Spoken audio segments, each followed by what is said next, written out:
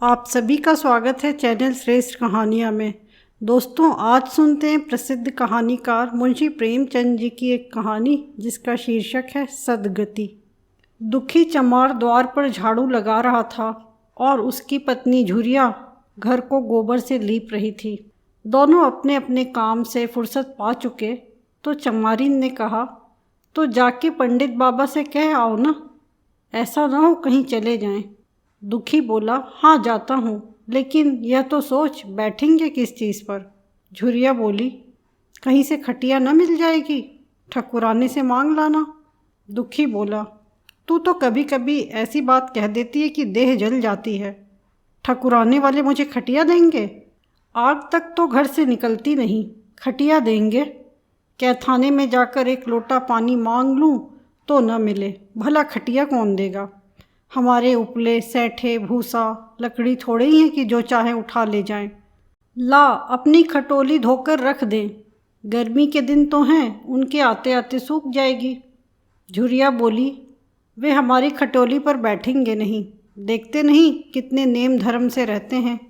दुखी ने जरा चिंतित होकर कहा, हाँ यह बात तो है, महुए के पत्ते तोड़कर एक पत्तल बना लूँ तो ठीक हो जाए। पत्तल में बड़े बड़े आदमी खाते हैं, वह पवित्र है, ला तो डंडा पत्ते तोड़ लूँ। झुरिया बोली, पत्तल मैं बना लूँगी, तुम जाओ, लेकिन हाँ उन्हें सीधा भी तो देना होगा, अपनी थाली में रख दूँ? दुखी बोला, कहीं ऐसा गजब न करना, नहीं तो सीधा भी जाए और थाली भी फूटे।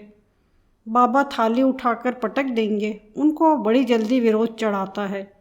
विरोध में पंडिताइन तक को छोड़ते नहीं। लड़के को ऐसा पीटा कि आज तक हाथ टूटा लिए फिरता है। पत्तल में सीधा भी देना है, हाँ मूदा तो छूना मत। झुरिया बोली, गोंड की लड़की को लेकर शाह की दुकान से सब चीज़ें ले आना, सीधा भरपूर हो, सेर भर आटा, आधा सेर चावल, पाव भर दाल, आध पाव घी, नून हल्दी, और पत्तल में एक किनारे 4 आने पैसे रख देना। गोंड की लड़की न मिले तो भुर्जिन के हाथ पैर जोड़कर ले आना। तू कुछ मत छूना, नहीं गजब हो जाएगा। इन बातों की ताकीद करके दुखी ने लकड़ी उठाई और घास का एक बड़ा सा गट्ठा लेकर पंडित जी से अर्ज करने चला। खाली हाथ बाबा जी की सेवा में कैसे जाता? नजराने के लिए उसके पास घास के सिवाय और क्या था?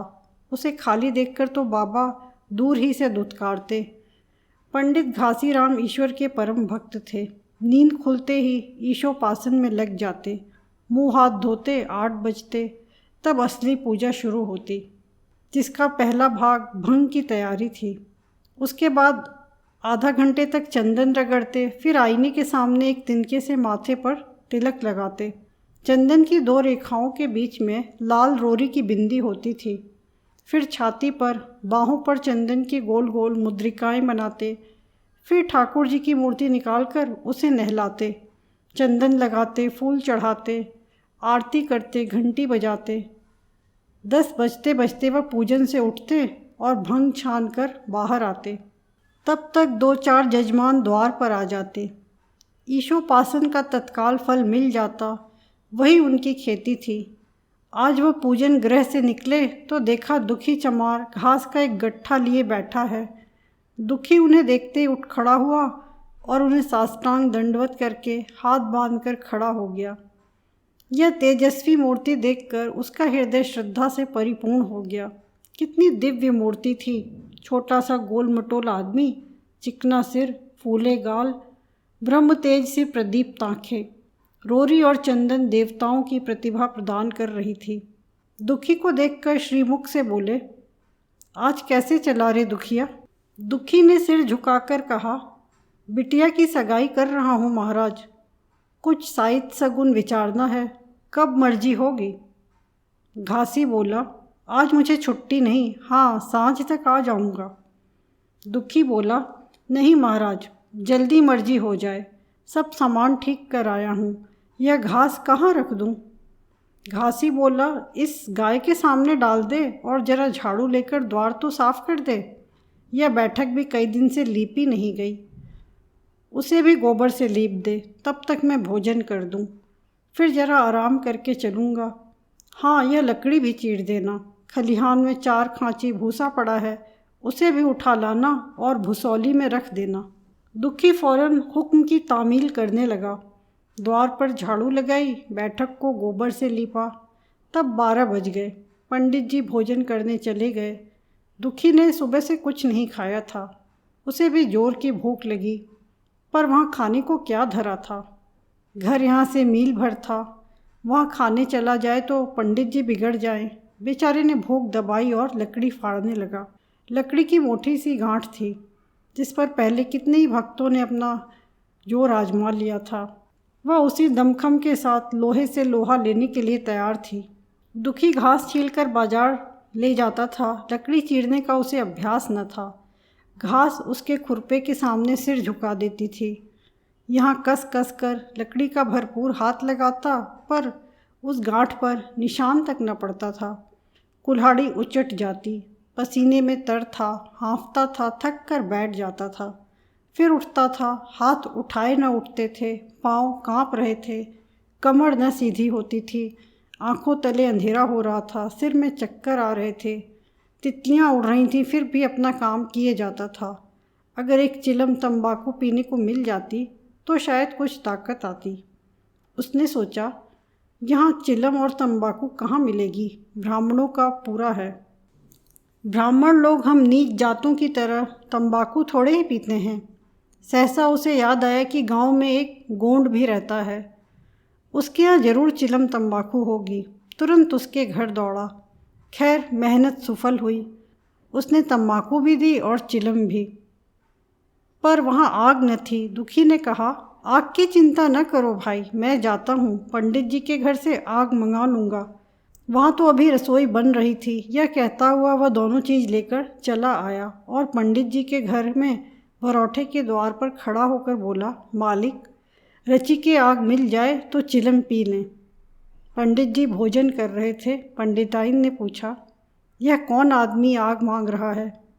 पंडित बोले, अरे वही ससुरा दुखिया चमार है।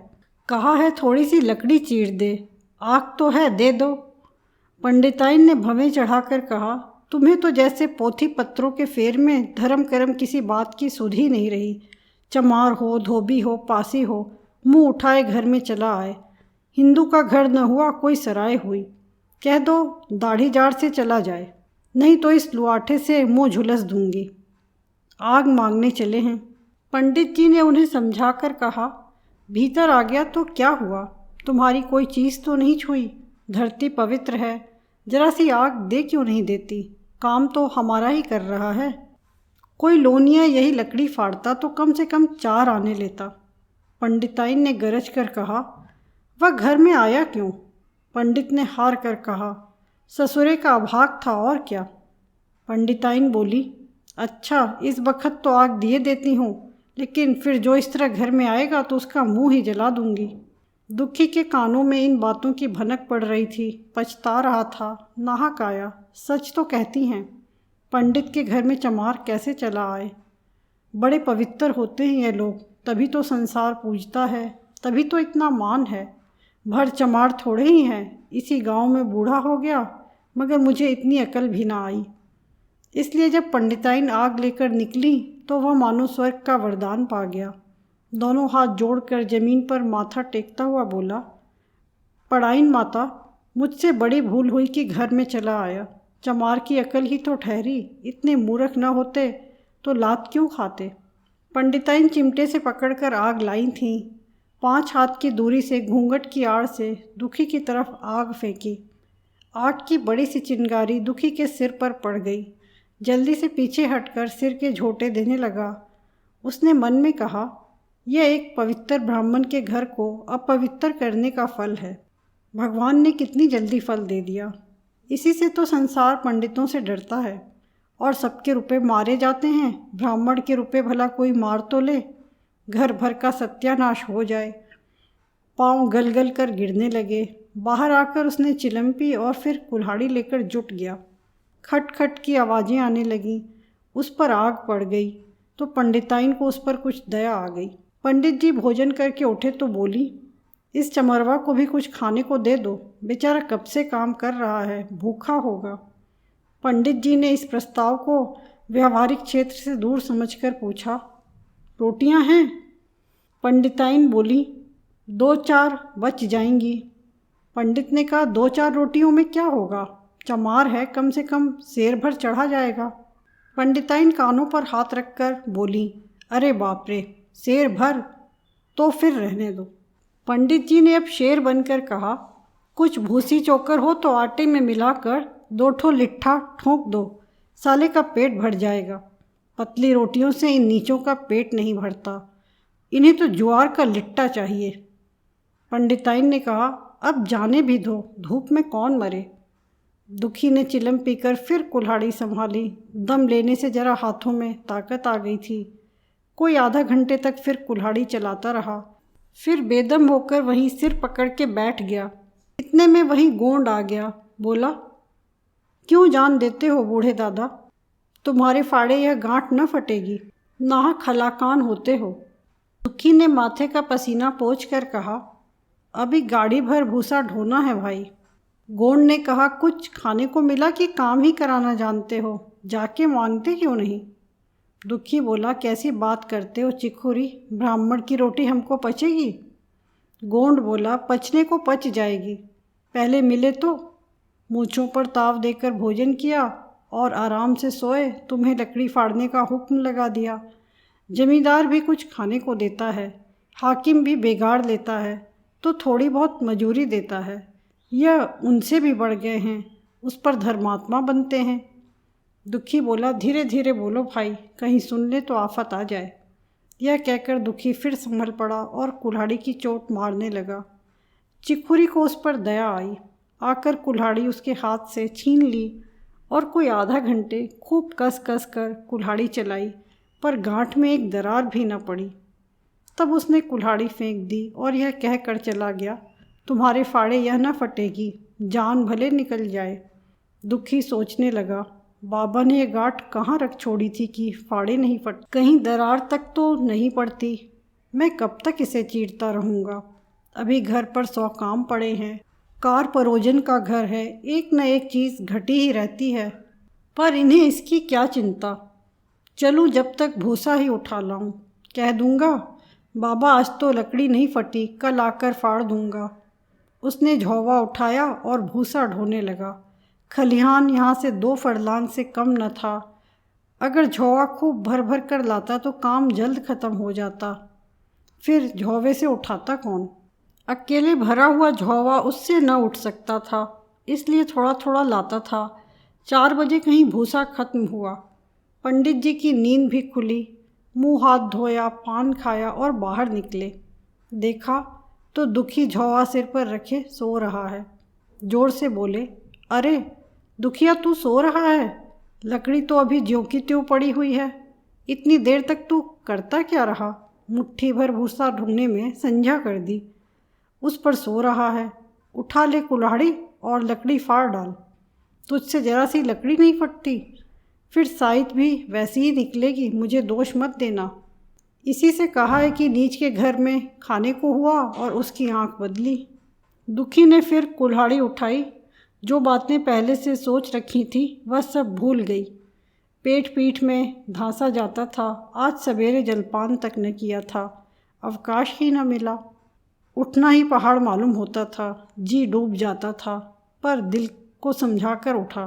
पंडित हैं, कहीं साइड ठीक न विचारें तो फिर सत्यानाश ही हो जाए। जभी तो संसार में इतना मान है। साइत ही का तो सब खेल है, जिसे चाहे बिगाड़ दें।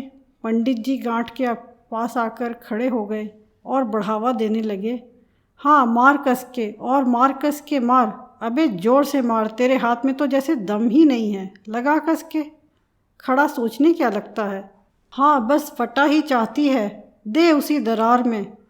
दुखी अपने होश में न था। न जाने कौन सी गुप्त शक्ति उसके हाथों को चला रही थी। वह थकान, भूख, कमजोरी सब मानो भाग गई। उसे अपने बाहुबल पर स्वयं आश्चर्य हो रहा था। 1-2 चोट वज्र की तरह पड़ती थी। आधा घंटे तक वह इसी उन्माद की दशा में हाथ चलाता रहा, यहाँ तक कि लकड़ी बीच से फट गई और दुखी के हाथ से कुल्हाड़ी छूटकर गिर पड़ी। इसके साथ वह भी चक्कर खाकर गिर पड़ा। भूखा प्यासा थका हुआ शरीर जवाब दे गया, पंडित जी ने पुकारा, उठ के 2-4 हाथ और लगा दे, पतली पतली चैलियाँ हो जाएं। दुखी न उठा। पंडित जी ने अब उसे दिक करना उचित न समझा। भीतर जाकर बूटी छानी, शौच गए, स्नान किया और पंडिताई बाना पहनकर बाहर निकले। दुखी अभी तक वहीं पड़ा हुआ था। जोर से पुकारा, अरे क्या पड़े ही रहोगे दुखी? चलो तुम्हारे ही घर चल रहा हूँ, सब सामान ठीक ठीक है ना? दुखी फिर भी न उठा। अब पंडित जी को कुछ शंका हुई। पास जाकर देखा तो दुखी अकड़ा हुआ पड़ा था। बदहवास होकर भागे और पंडिताइन से बोले, दुखिया तो जैसे मर गया। पंडिताइन हक बका कर बोली कि वह अभी तो लकड़ी चीर रहा था ना। पंडित ने कहा, हाँ, लकड़ी चीरते चीरते मर गया, अब क्या होगा? पंडिताइन ने शांत होकर कहा, होगा क्या, चमरोने में कहला भेजो, मुर्दा उठा ले जाएं। एक क्षण में गांव भर में खबर हो गई। पूरे में ब्राह्मणों की ही बस्ती थी। केवल एक घर गोंड का था। लोगों ने इधर का रास्ता छोड़ दिया। कुएं का रास्ता उधर से ही था। पानी कैसे भरा जाए? चमार की लाश के पास से ही पानी भरने कौन जाए? एक बुढ़िया ने पंडित जी से कहा, अब मुर्दा फिकवाते क्यों नहीं? कोई गांव में पानी पिएगा या नहीं? इधर गोंड ने चमरोने में जाकर सबसे कह दिया, खबरदार, मुर्दा उठाने मत जाना, अभी पुलिस की तहकीकात होगी। दिल लगी है कि एक गरीब की जान ले ली। पंडित जी होंगे तो अपने घर के होंगे, लाश उठाओगे तो तुम भी पकड़े जाओगे। इसके बाद ही पंडित जी पहुँचे, पर चमरोने का कोई आदमी लाश उठा लाने को तैयार न हुआ। हाँ, दुखी की स्त्री और कन्या दोनों हाय हाय करती वहाँ चली और पंडित जी के द्वार पर आकर सिर पीट पीट कर रोने लगीं। उनके साथ 10-5 और चमारिनें थीं। कोई रोती थी, कोई समझाती थी, पर चमार एक भी न था। पंडित जी ने चमारों को बहुत धमकाया, समझाया, मिन्नत की, पर चमारों के दिल पर पुलिस का रौब छाया हुआ था। एक भी न मिनका। आखिर निराश होकर लौट आए। आधी रात तक रोना पीटना जारी रहा। देवताओं का सोना मुश्किल हो गया, पर लाश उठाने को कोई चमार न आया और ब्राह्मण चमार की लाश कैसे उठाते? भला ऐसा किसी शास्त्र पुराण में लिखा है? कहीं कोई दिखा दे। पंडिताइन ने झुंझलाकर कहा, इन डाइनों ने तो खोपड़ी चाट ली, सबों का गला भी नहीं पकता। पंडित ने कहा, रोने दो चुड़ैलों को, कब तक रोएंगी? जीता था तो कोई बात न पूछता था, मर गया तो कोलाहल मचाने के लिए सबकी सब आ पहुँची। पंडिताइन ने कहा, चमार का रोना मनहूस है। पंडित ने कहा, हाँ, बहुत मनहूस। पंडिताइन बोली, अभी से दुर्गंध उठने लगी। पंडित ने कहा, चमार था ससुरा कि नहीं? साथ साथ किसी का विचार है इन सबों को? पंडिताइन बोली, इन सबों को घिन भी नहीं लगती। पंडित ने कहा, भ्रष्ट हैं सब। रात तो किसी तरह कटी, मगर सवेरे भी कोई चमार ना आया। चमारिनें भी रो पीट कर चली गईं। दुर्गंध कुछ कुछ फैलने लगी। पंडित जी ने एक रस्सी निकाली, उसका फंदा बनाकर मुर्दे के पैर में डाला और फंदे को खींचकर कस दिया। अभी कुछ कुछ धुंधलका था। पंडित जी ने रस्सी पकड़कर लाश को घसीटना शुरू किया और गांव के बाहर घसीट ले गए। वहाँ से आकर तुरंत स्नान किया, दुर्गा पाठ पढ़ा और घर में गंगा जल छिड़का। उधर दुखी की लाश को खेत में गीदड़ और गिद्ध, कुत्ते और कौए नोच रहे थे। यही जीवन पर्यंत की भक्ति, सेवा और निष्ठा का पुरस्कार था।